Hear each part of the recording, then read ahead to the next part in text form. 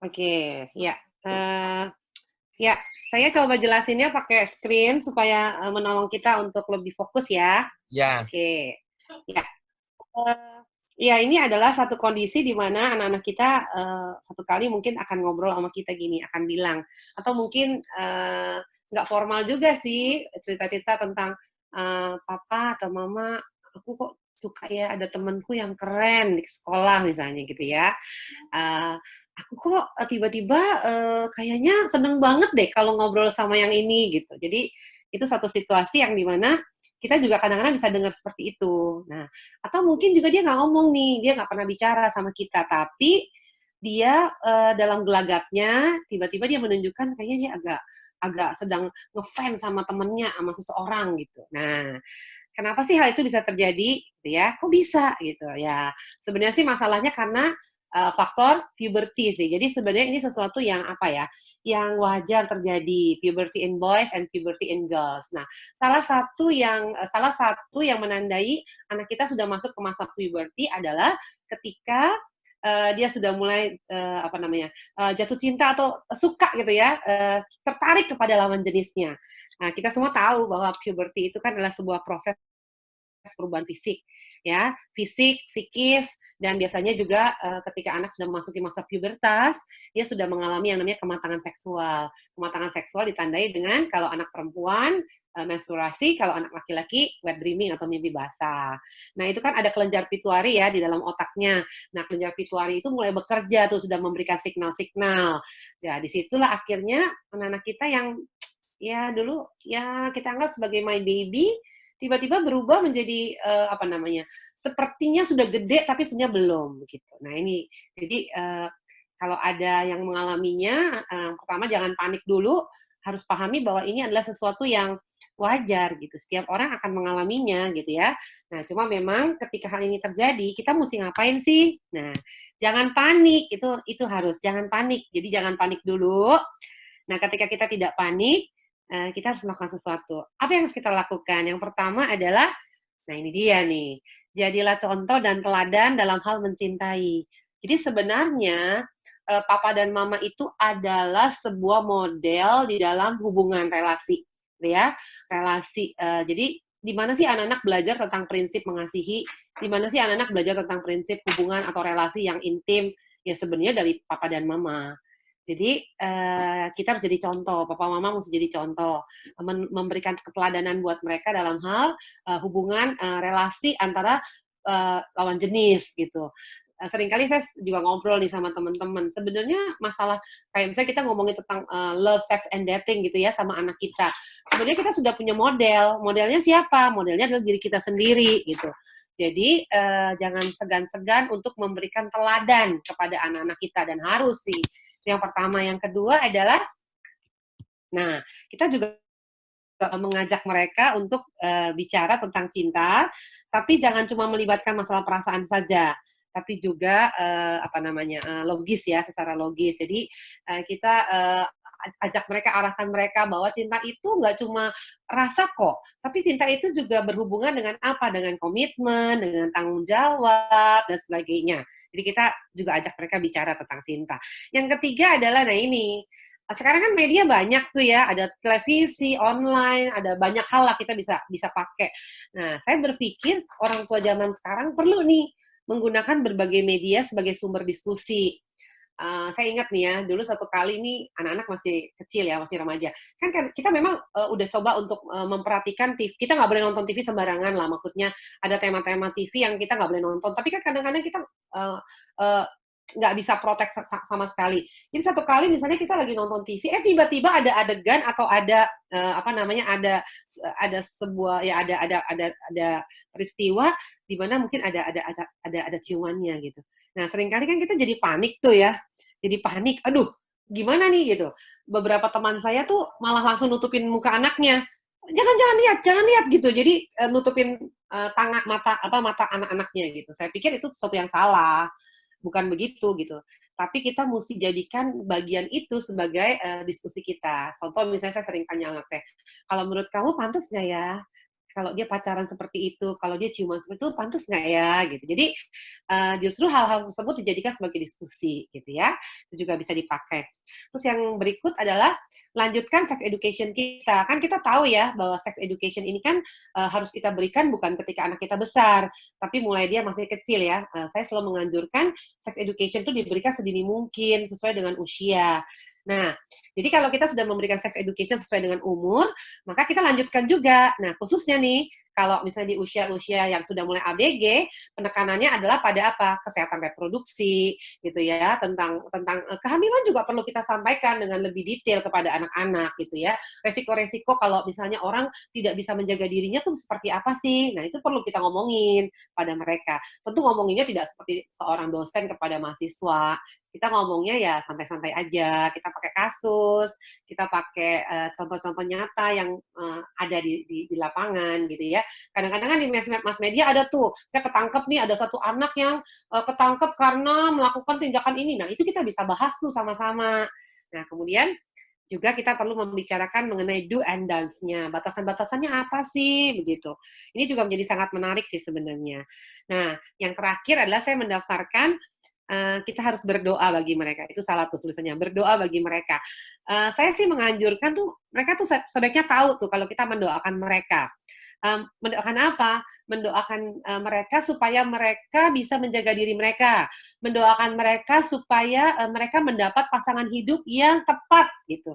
Jadi kalau kita mendoakan itu pada anak-anak kita tuh tahu bahwa papa mama itu sangat peduli gitu dengan mereka, termasuk peduli dengan apa? Peduli dengan hubungan mereka, peduli dengan masa depan pernikahan mereka nanti, ya memang bukan sekarang pacarannya gitu ya. Saya pikir ini adalah hal-hal yang anak-anak kita perlu. Jadi mereka tahu bahwa hubungan antara lawan jenis itu bukan sesuatu yang tidak penting, tapi sesuatu yang penting, tapi sesuatu yang penting yang perlu dijaga gitu ya, sesuatu yang penting yang perlu dipertimbangkan baik-baik supaya mereka tidak salah. Nah itu dia sih. Nah ini ada satu yang saya kutip dari seorang pakar ya, dia adalah seorang apa nih public health gitu ya. Saya sangat setuju nih dengan pendapatnya. Dia tulis begini, dia bilang bahwa setelah 15 tahun dia coba melayani, dia menyatakan bahwa anak yang memiliki hubungan berkualitas dengan keluarganya, terutama orang tuanya, itu akan cenderung menjadi anak yang tidak terburu-buru tertarik menjalin hubungan relasi atau romantis dengan lawan jenisnya gitu. Artinya kenapa? Kan kita semua tahu ya kalau kita semua itu punya tabung, namanya tabung kasih, tabung cinta gitu. Nah, kalau tabung cintanya kita itu sudah penuh, diisi ya, di-fill penuh sama orang-orang yang kita sayangi, kalau dalam hal ini anak kita tuh tabung cintanya udah diisi penuh sama orang tuanya, maka bagi dia tidak terlalu tertarik untuk meminta teman dekatnya atau mungkin seseorang lawan jenisnya untuk mengisi tabung itu gitu. Jadi anak yang punya relasi yang kualitasnya baik sama papa mamanya itu cenderung tidak terlalu cepat pacaran gitu. Tidak cepat-cepat bilang, "Mama, aku suka lo sama cowok ini," atau "Papa, aku suka lo sama cewek ini," gitu. Nggak secepat itu gitu ya. Nah, itu sih yang saya akan sudah sampaikan dalam tema dalam waktu yang sangat terbatas gitu. Nah, kalau ada yang pengen berdiskusi, pengen ya sharing silahkan. Kak David, monggo Kak David.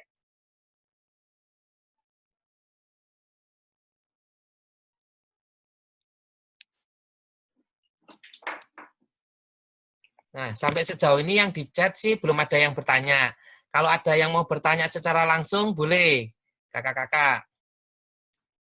Mikrofonnya dimatiin, terus ya silakan bertanya. Jadi kalau saya boleh sedikit tadi menekankan, kalau misalnya anak itu punya hubungan cinta atau kasih sayang di keluarga itu sudah baik gitu kan ya, maka dia tidak akan perlu, maksudnya bukan tidak perlu, tapi dia tidak akan cepat-cepat untuk mencari kasih sayang atau cinta dari orang lain, begitu ya Kak? Iya, itu sudah dibuktikan loh Kak David. Oh. Saya buat sebuah penelitian ya, tapi saya malah tuh kalau kan saya menangani konseling nih anak-anak remaja ini ya. Saya lihat kecenderungan anak-anak remaja yang cepat jatuh cinta itu adalah kalau saya tanya, "Gimana hubungan sama papa?" Khususnya kalau anak, perempuan sama papanya. Saya Iya. sering tanya, "Gimana hubungan sama papa?" Umumnya mereka akan bilang buruk. Nah, jadi dia Hmm. cepat sekali jatuh cinta sama, teman cowoknya gitu. Oh. Nah, khususnya nih kalau ini dalam hal ini cowok cewek ya, kayak anak-anaknya perempuan gitu. Nah, itu sering kali terjadi gitu. Memang tidak survei secara langsung ada datanya, cuma dalam Hmm. percakapan konseling saya sering menemukan. Jadi saya pikir bener nih. Ya, itu kan Hmm. teorinya begitu ya, kalau kita punya tabung cintanya penuh, ya nggak perlu diisi lagi, buat Ya, apa ya. diisi gitu.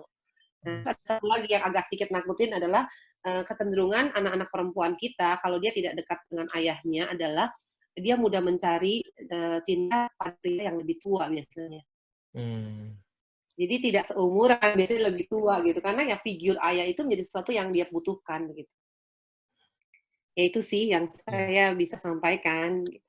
Nah, bagaimana kalau kan kita misalnya tahu nih, nah terus kemudian si sang ayah mau mendekati anaknya yang mau remaja. Tapi sekarang kan kalau anak sudah mulai remaja, seringkali nggak mau deket-deket sama papanya begitu. Iya, iya benar Kak David. Jadi sebenarnya relasi itu tidak bisa yang namanya cuma semalam. Relasi itu kan memang mesti dibangun ya Kak David ya. Ya. Ini buat semua parent sih, bukan cuma buat Kak David. Maksudnya gini, ketika kita tidak punya relasi yang baik dengan anak kita ketika mereka masih kecil, itu akan sangat berdampak ketika anak kita sudah sudah menjadi ABG atau menjadi sudah pubertas ke masa tunas ya. Nah, cuma ya sekali lagi, kita juga nggak bisa bilang, oh sudah kalau gitu saya udah nggak bisa nih jalin relasi. Ya, saya sering menyebutnya dengan istilah setoran, Kak. Jadi, Oh. kalau kita, dulu mungkin sulit ya untuk berelasi dengan dia, nah sekarang kita mesti mengupayakan. Hanya caranya yang berbeda. Hmm. Kita bisa memperlakukan mereka seperti ketika mereka masih umur 5 tahun, gitu. Jadi relasi yang dibangun itu ya relasi pada anak remaja.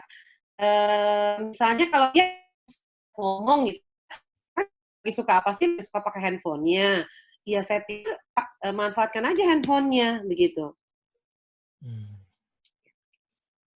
Jadi, Manfaatkan handphone-nya untuk apa? Untuk ya untuk chat dia gitu, ngobrol di situ, itu menjadi sebuah sarana sih menurut saya, sebuah cara juga gitu ya untuk bisa masuk. hmm. Oke.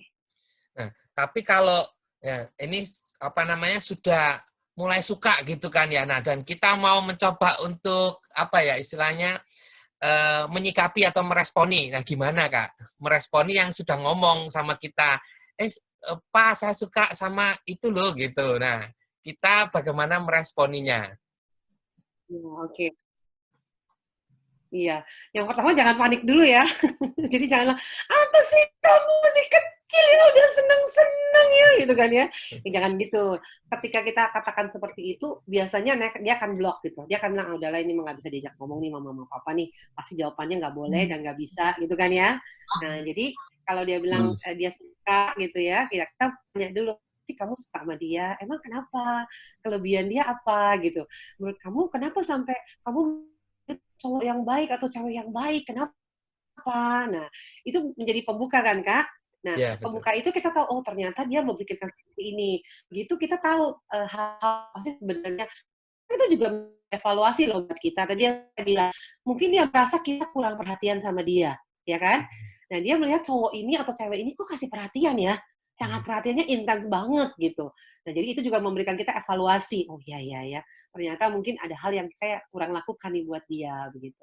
Nah, tadi yang saya katakan beberapa tips itu adalah pada saat kita bertanya, sebenarnya kita sedang memasukkan konseling sederhana buat dia. Kita sedang ngomongin tadi misalnya apa sih yang boleh, apa sih yang nggak boleh. Terus satu lagi, saya juga sering lakukan ini nih pada anak-anak saya. Saya tuh pernah cerita juga masa-masa ketika saya remaja. Waktu Hmm. saya mulai pacaran, waktu saya mulai tertarik sama seseorang, dan itu menjadi bagian yang kita bisa bahas gitu. Jadi dalam tanda kutip kita bisa mentertawakan juga sih kesalahan kita gitu ya, sehingga anak kita bisa bilang, "Oh iya ya, oh kayak gitu ya," gitu. Nah, itu juga menjadi pintu masuk sebenarnya. Nah yang berikut kalau misalnya anak kita tetap skip ya, nggak mau ngomong. Nah, kita bisa tanya misalnya, kalau teman kamu ada nggak sih yang udah mulai suka sama seseorang? Menurut kamu gimana gitu. Jadi kan biasanya anak kalau tidak ngomongin tentang dirinya tapi tentang orang lain itu kan juga kayaknya dia lebih bisa mau ngomong deh ya. Kalau ngomong diri saya nggak, antar ketahuan. Nah, dia mungkin bisa cerita tentang temennya gitu ya. Nah, itu juga kan kita bisa lihat tuh cara pandang dia tentang pacaran seperti apa, tentang jatuh cinta seperti apa yang dia pahami. Jangan-jangan juga sebenarnya dia nggak jatuh cinta sih, dia cuma kagum aja. Itu juga kadang-kadang bisa terjadi. Itu sih Kak David. Ya, ya, ya. Pokoknya jangan panik, terus pelan-pelan mendekati kembali ya.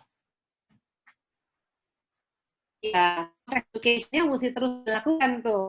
Kayaknya sex education memang harus bertahap ya dan terus-menerus begitu.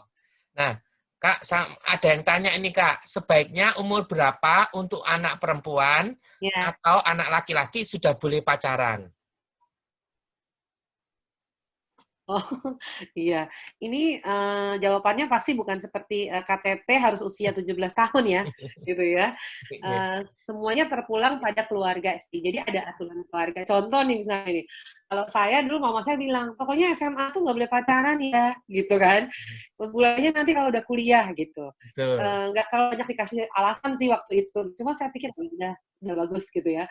Nah setelah saya kuliah nih, kan kemudian S1 saya kan ambil psikologi ya, saya baru ngerti, mama saya itu sebenarnya tuh nggak belajar psikologi, tapi kok dia tahu ya, gitu. Ya memang kan kita tahu kan, usia matang itu adalah ketika anak-anak sudah menyelesaikan masa remajanya, itu kan usia matang ya. Yeah. Jadi kalau kuliah kan biasanya udah mulai 18-19 nih, itu kan dianggap sudah mulai dewasa muda. Nah pada saat itu tuh biasanya udah dianggap cukup bisa matang gitu. Nah kalau di bawah itu kan sebenarnya mereka masih sangat masih sangat bergolak ya secara emosi, mereka tidak stabil dan sebagainya. Jadi kalau kita izinkan mereka berpacaran di usia itu, ya lebih banyak masalahnya sih sebenarnya daripada positifnya gitu. Jadi lebih banyak negatifnya daripada positifnya. Jadi kalau saya ingat pertama kali Jeremy, anak saya yang pertama, itu gue sih kenal muridnya soalnya. Pertama kali bilang dia suka sama temennya itu waktu kelas 5 SD gitu ya. Dia bilang kok dia suka gitu ya. Ya cuma saya tahu yang maksud suka itu adalah ketertarikan apa. Mungkin itu tadi gitu. Ceweknya keren, fisik dan sebagainya ya. Namanya juga anak remaja ya. Tapi terus kita memberikan iya Bu, sekarang kan udah enggak Bu. Iya, terus dia kan putus tuh ya akhirnya ya gitu ya. Cuma saya melihat bagaimana kita mencoba menolong dia melewati masa-masa itu. Gitu. Jadi saya pikir bagus juga. Jadi setelah itu saya bilang juga ke anak-anak, tidak ada pacaran di usia SMA ya. Gitu. Nanti ketika kamu kuliah, nah itulah masanya di mana kamu belajar untuk lebih serius. Terus dia bilang, kalau aku udah suka gimana? Nah, waktu itu papanya bilang, kita doain dulu. Jadi kami berdua itu ikut terlibat berdoa loh. Jadi waktu dia bilang dia suka sama temennya gitu, kita bilang, oke, kita bantu kamu doain. Ya, jadi kita terlibat gitu. Kita nggak marahin dia, apa sih anak kecil, jangan gitulah gitu kan ya. Enggak, jadi kita ikut bantu doa. Jadi itu menjadi pokok doa kita. Kenapa? Karena tadi saya sudah sampaikan bahwa anak-anak tuh perlu tahu bahwa pacaran itu penting. Ya, karena pacaran itu kan nanti akan masuk ke masa pernikahan. Nah, sesuatu yang penting itu tentu harus didoakan gitu. Jadi kita doain, sama-sama doain. Sampai satu titik, kita izinkan mereka berpacaran gitu. Dan kita masuk mentoring mereka sih. Ya, waktu putus pun akhirnya ya kita pahami juga gitu. Jadi ini semua dalam kondisi indah menurut saya. Mendampingi anak-anak mulai jatuh cinta sampai nanti mulai mau pacaran itu menurut saya sih unik dan indah gitu. Jadi kalau kita nggak punya kesempatan ini, nggak punya pengalaman ini, ya rugi-rugi banget sih. Gitu. Itu sih Kak David ya, yang saya bisa ini jawab. ada lagi nih Kak. Sex education seperti apa yang sebaiknya diberikan ke anak-anak remaja? Oh, oke. Tadi kan saya bilang ada tahapannya ya. Mulai dari usia sangat muda, mulai dari usia 1 tahun. Kalau saya tuh sedini mungkin tuh setahun sih. Saya anak-anak usia setahun tuh sudah mulai diberikan sex education. Nah, tapi kalau udah mulai usia pubertas, itu sex education udah berbeda. Sex education kalau pada masa pubertas itu lebih kepada tuntunan berpacaran. Menurut saya itu sih. Karena masalah kayak kehamilan dan sebagainya itu sebenarnya sebelumnya udah diberikan. Biasanya di kelas-kelas 5 kita sudah informasikan cukup detail tentang reproduksi lah gitu ya, tentang apa yang Tuhan mau terhadap tubuh kita, itu udah selesai mestinya gitu ya. Jadi jangan sampai itu belum selesai terus kita masukin masa berpacaran, tuh lebih berat nanti buat dia. Nah, jadi kalau udah mulai kelas 6 SMP, nah kita sudah mulai kasih tahu dia pacaran itu apa sih sebenarnya, Tuhan mau apa sih dalam kita berhubungan. Sex education udah sampai. Nah, tetap terus tadi yang saya bilang kesehatan reproduksi, terus masuk kepada isu-isu yang saat ini sedang ada, misalnya kayak LGBT, kemudian seks bebas, itu menjadi bagian-bagian yang perlu kita bicarain sama mereka. Ini jadi satu yang menarik sih menurut saya. Oke. Betul. Mungkin ada kakak-kakak ataupun bapak ibu yang mau langsung tanya gitu. Private juga nggak apa-apa. Nanti saya menyambungkan. Begitu.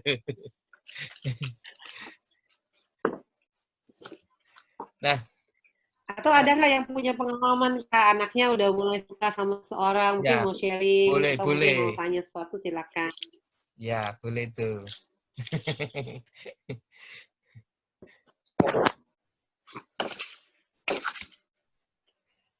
Nah, ini Kak, ada itu Kak. Kalau anaknya nggak mau terbuka, kalau ditanyain udah ada temen cewek yang ditaksir nggak, malah jawaban, mama belum, gitu doang. Kita seberapa kita harus kejar untuk mengetahuinya gitu. Nanti dikiranya mamanya atau papanya kepo. Kita Kak. Kepo banget. Iya. Iya. Yang pertama mungkin dia memang belum suka juga sih. Ada ya anak-anak yang maksudnya gini, karena dia tidak normal ya. Kan sebenarnya jatuh cinta itu sesuatu yang normal. Tadi saya sudah katakan di awal, karena itu kan adalah pengaruh pubertasnya anak-anak. Tapi memang ada anak tertentu yang tidak begitu mudah memang. Itu mungkin juga nggak terlalu punya perhatian ke sana. Apalagi kalau dia kan banyak sekali aktivitas, dia juga punya relasi yang baik dengan orang tua, aktivitasnya juga cukup banyak, jadi dia nggak mikir-mikir ke sana tuh. Itu bisa juga seperti itu. Nah, kalau itu kan itu artinya aman. Tapi ketika dia aman seperti itu, bukan artinya kita tidak memberikan informasi loh, Kak. Iya. Oh, anakku aman, tiba-tiba nggak aman, kan repot juga. Kita tetap harus ngomongin. Jadi jangan dikorek-korek jadi intel atau jadi polisi gitu. Tapi kita bisa informasikan, contoh begini ya, menurut kamu nih gitu, umur berapa sih orang boleh pacaran? Kita yang boleh buka sih sebenarnya pertanyaan itu. Menurut kamu ada nggak sih teman-teman kamu yang di usia seperti kamu itu tapi kayaknya hubungannya sama temennya tuh udah sangat deket gitu. Itu kan sebenarnya kita bisa mendengar dari dia dan kita bisa merefleksikan sebenarnya apa sih, ada sesuatu nggak yang sampai di situ. Ya. Nah, gitu. Jadi tidak usah dikorek seperti seorang polisi mengorek namanya tuduh gitu ya. Jangan ya. Ada lagi tuh Kak. Boleh saya tanya Kak? Oh ya. Boleh. Halo Bu Desi. Saya pakai Nathaniel. Iya. Itu Kak Westri itu. Terima kasih sekali. Iya.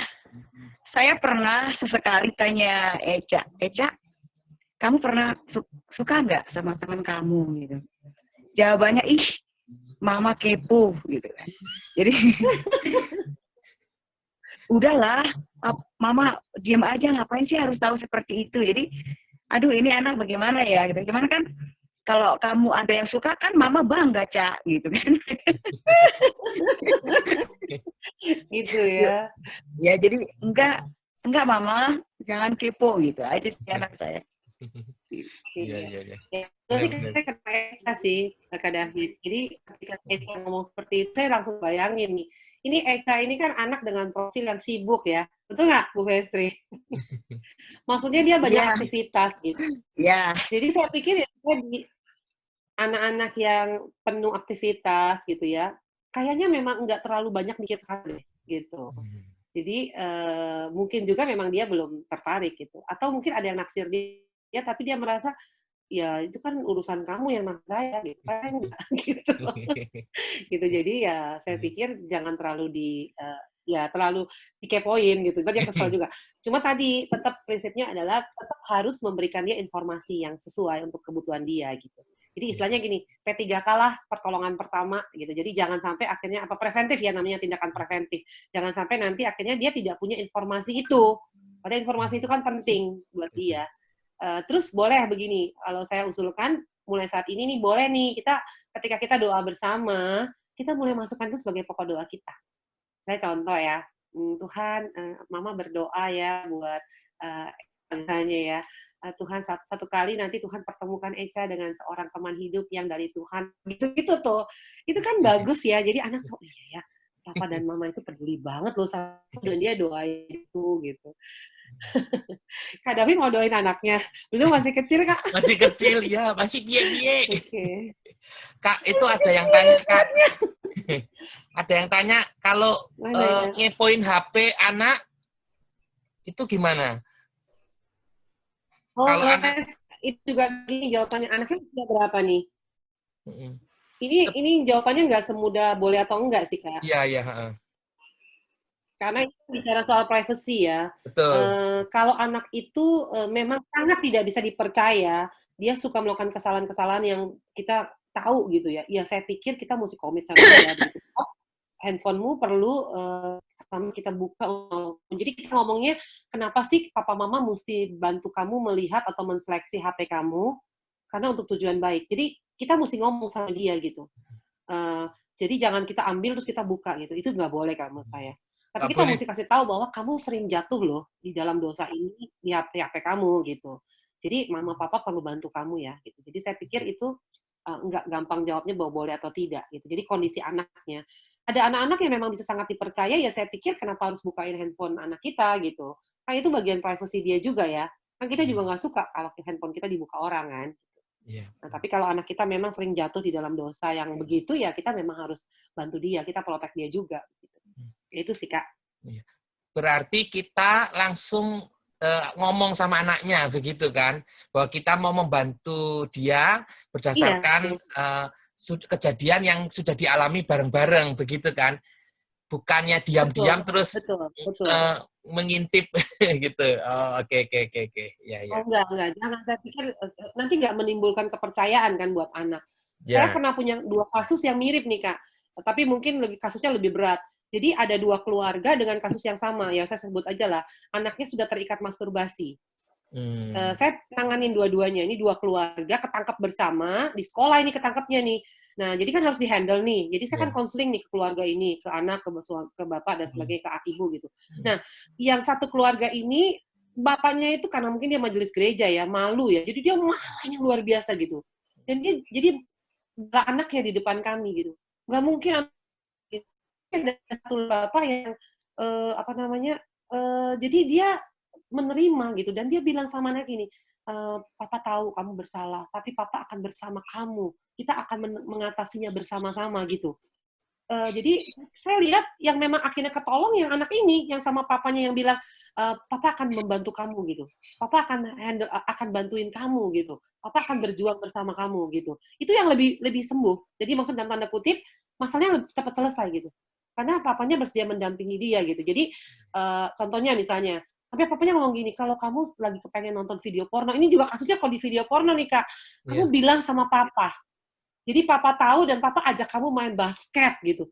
Saya tuh kagum banget nih sama papanya gitu. Saya pikir hebat ya, nih papanya bisa sama terbuka begitu. Nah, sementara papa satunya lagi marah-marah gitu. Jadi yang dimarahin malah kita gitu. Ngebuka anaknya. Ya akhirnya memang anaknya susah, nggak bisa sembuh. Akhirnya tetap aja gitu punya pengalaman, punya hal-hal yang maksudnya jatuh lagi gitu. Dan ya kita susah untuk angkat dia gitu. Jadi saya pikir itu juga salah satu kasus bahwa iya ya keterbukaan orang tua dan anak itu penting ya. Nah, gitulah Kak misalnya. Ya. Oke, terima kasih banyak Kak. Kita sudah 43 menit nih gitu ya. 2 menit lagi mungkin akan mati karena saya bukannya berbayar begitu. Jadi dibatasin ya. Nah, pertama gitu ya, bahwa penting banget kita mendampingi anak-anak kita gitu ya. Bukannya malah istilahnya itu menjadi hakim buat mereka, tapi menjadi pendamping buat anak-anak kita, begitu kan ya Kak? Ya, apalagi dalam persoalan mencintai, begitu kan? Bukan sesuatu yang tabu, tapi diarahkan seperti itu ya. Nah, oke. Semoga ini boleh memperlengkapi kita meskipun sebentar begitu, tapi setiap kita boleh makin mengasihi anak-anak kita begitu. Nah, apalagi ya itu saya akan tutup dalam doa gitu ya. Pak Ening mau Pak Ening pimpin doa Pak Ening. Ya. Baik. Oke, kalau gitu. Mohon maaf ya, saya nongolnya telat ini nih, baru lihat nemenin Anda. Ayo, baiklah. Mari kita sama-sama berdoa. Tuhan Allah Bapa kami mengucap syukur Tuhan di tengah keterbatasan kami dalam bertatap muka, kami masih boleh difasilitasi dengan teknologi, kami boleh berjumpa bersama-sama melalui layar HP kami masing-masing. Kami membahas bagaimana mengatasi atau kita menemani, membimbing anak-anak remaja, anak-anak kami sendiri di dalam usia remaja yang masih labil, tapi kami boleh diberikan satu panduan agar kami dapat menemani, membimbing mereka dalam menghadapi situasi saling menyukai atau berpacaran, agar mereka bisa berpacaran dengan cara yang sehat atau dengan umur yang lebih cukup dewasa. Bimbing kami sebagai para orang tua agar kami tetap bisa terbuka, mau menciptakan suasana saling terbuka, saling jujur kepada anak, anak kepada orang tua kepada anak, sehingga kami bisa sama-sama bertumbuh sebagai sebuah keluarga yang baik, dan kami dapat memperlengkapi mereka untuk di masa mendatang. Kami juga berdoa di masa pandemi ini kiranya kamu terus ingatkan kami untuk tetap menjaga kesehatan kami pribadi dengan mengkonsumsi makanan yang sehat. Kami tetap dapat berolahraga untuk dapat meningkatkan imunitas kami. Kami juga berdoa Tuhan untuk para rekan medis yang ada di rumah sakit maupun puskesmas, berikan mereka semua kesabaran, kesehatan sehingga mereka dapat bersama-sama melewati masa pandemi ini bersama dengan kami yang tetap di rumah saja. Sebentar jika ada dari kami yang akan menikmati makan malam, kiranya kau juga berkati makan malam ini supaya menjadi kekuatan bagi tubuh jasmani kami. Dalam nama Tuhan Yesus kami sudah berdoa. Amin. Amin. Terima kasih Pak Ening, terima kasih Kak Desi ya. Sama-sama Kak Desi, sama-sama semua. Ya, Terima kasih Bu Desi. Terima kasih. Baik. Terima kasih. Ya, Ya, sampai ketemu lagi.